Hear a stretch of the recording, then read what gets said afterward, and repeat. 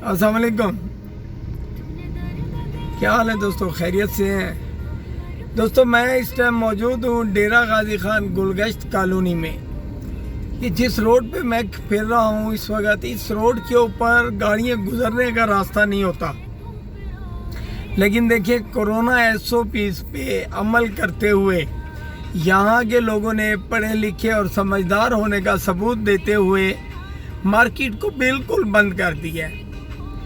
آپ دیکھیں بالکل مارکیٹ بند ہے، لوگ باہر نہیں نکل رہے، چند لوگ نکلے ہوئے ہیں کوئی ایمرجنسی چیزیں خریدنے کے لیے۔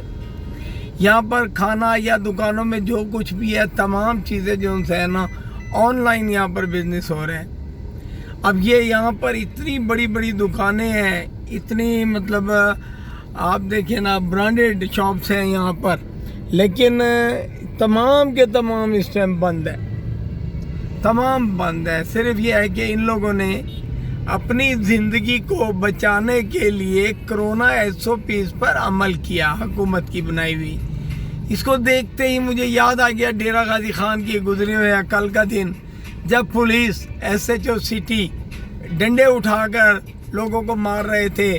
سٹی پولیس جو ہے تھانہ سٹی کی پولیس، وہ عارف بخاری SHO سمیت روڈ پر تھے، لوگوں سے سختی بھی کر رہے تھے، ان کے موٹر سائیکل بھی اٹھا رہے تھے، لوگوں نے دکانیں بند کر کے اندر گھس گئے تھے۔ مطلب پولیس کے بغیر ہم ڈیرہ غازی خان کی عوام کو کیوں نہیں سمجھ آتی؟ آخر ہم لوگوں کو کیوں نہیں احساس ہوتا کہ کرونا ایک خطرناک وائرس ہے جو کہ ہمیں، ہمارے اور ہمارے بچوں کی زندگیوں کا دشمن ہے؟